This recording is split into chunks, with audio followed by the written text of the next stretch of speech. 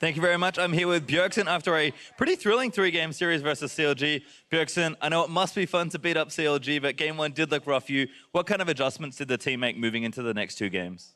I think our play on Dragon heavily. We had control and we gave up 2 dragons against CLG, and we had a comp that was kind of based around poke, and they got 2 to 3 ocean dragons, which makes it really hard to poke them down. And that's why they were able to end the game at the very end, because they got a few kills and they just kept sustaining up with the ocean dragons. So I think the way we played around the lanes, we tried to anticipate their swaps better. Their swap really caught us off guard, and something CLG did well pretty much throughout the series. So we had a few adjustments that we made, and it made the other games look much better.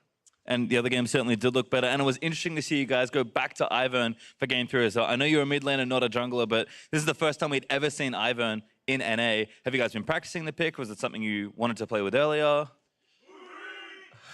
I mean, of course we've been practicing it.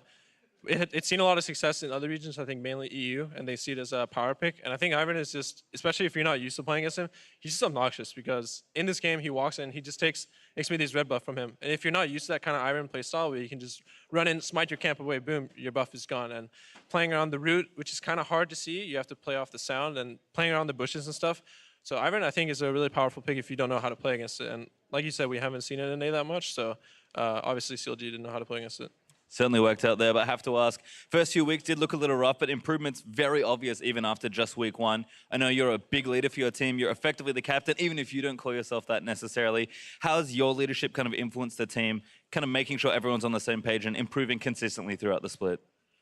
I think one of the biggest things is we're all really good friends, so it's just about keeping each other accountable and responsible and making sure that people are doing their job. And if that means being hard on someone or being like, dude, you really messed this up, we have to improve on these things, or we have to do these things consistently. That's what I really have to do to make sure that, we're in a really friendly environment, and sometimes someone like me or someone like Andy just has to be like, yo guys, we're actually really freaking bad at this, and we have to get better, because everyone wants to win, but it's just about hearing those words like, all right guys, we really need to focus and we need to improve on these things.